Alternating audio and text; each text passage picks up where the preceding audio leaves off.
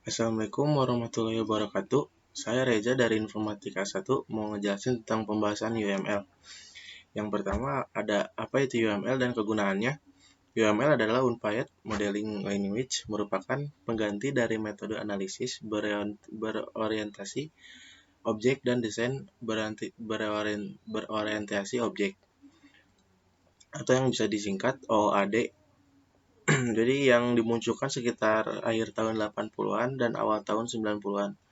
Tetapi UML ini untuk mencakup lebih luas daripada OOAD. Pada pengertian saat pengembangan, UML juga meningkatkan harapan bakal menjadi bahasa standar permodelan pada masa yang akan datang. Dan kegunaannya, jadi UML itu dibuat untuk memudahkan para sistem developer untuk berdiskusi dengan bahasa permodelan yang mudah dipahami.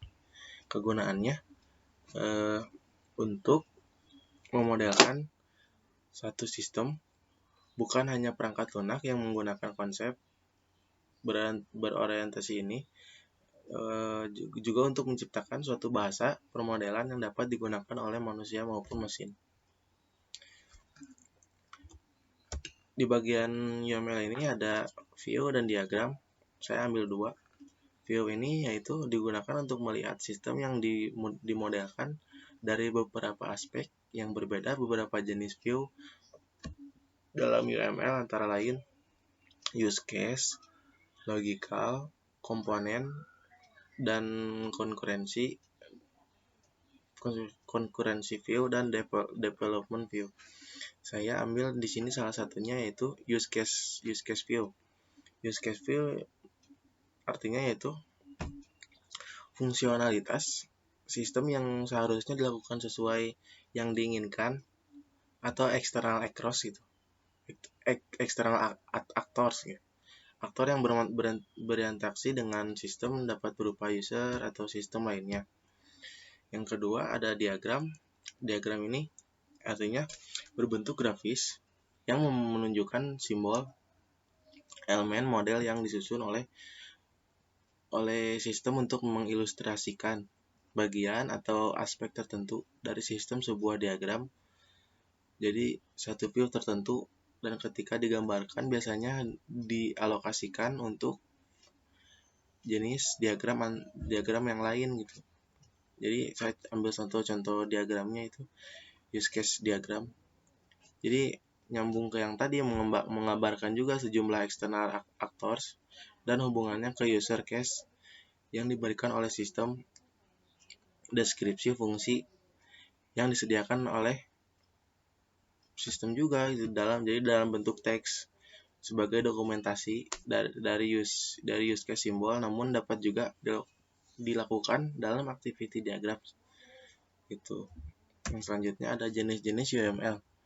Jenis-jenis UML sebenarnya ada dua, behavioral UML diagram dan struktural UML diagram. Di dalam behavioral ini terdapat aspeknya juga, yang itu pertama activity diagram, yang kedua use case diagram, yang ketiga interaction overview diagram, yang keempat timing diagram, yang kelima state machine diagram, dan lain-lain gitu. Struktural UML juga ada aspeknya juga, kita ada poin-poinnya, class diagram, object diagram, composition diagram kayak gitu. Namun salah satu jenis-jenis UML ini saya contoh ambil jadi dari behavioral UML diagram, yaitu activity diagram, use case diagram, dan interaction diagram. Activity diagram ini artinya UML paling penting untuk melakukan permodelan proses bisnis dalam mengembangkan perangkat lunak. Activity diagram ini untuk mengembangkan aliran berbagai kegiatan dalam tindakan di mana secara berurutan atau paralel.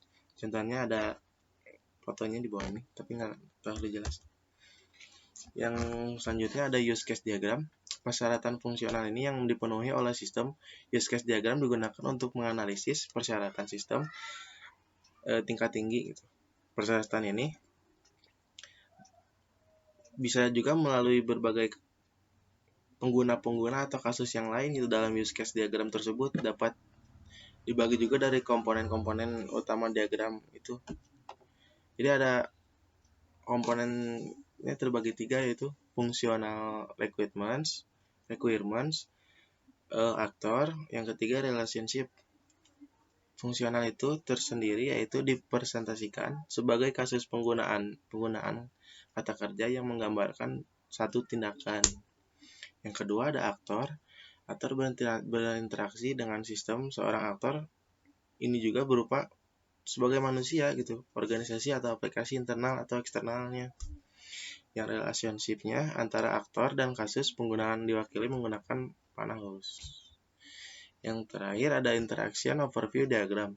Jadi ini merupakan UML diagram yang sebetulnya disebut paling kompleks.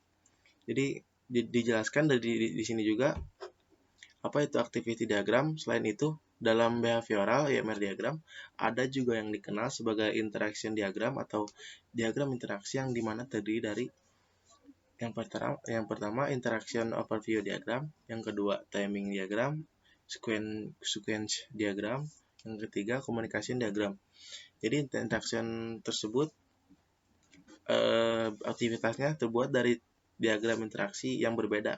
Jadi jenis ini tuh agak-agak mirip atau gabungan campuran antara activity diagram dengan interaction diagram. Jadi sebagian web juga menanggapinya sebagai diagram aktivitas khusus. Sekian dari saya. Assalamualaikum warahmatullahi wabarakatuh.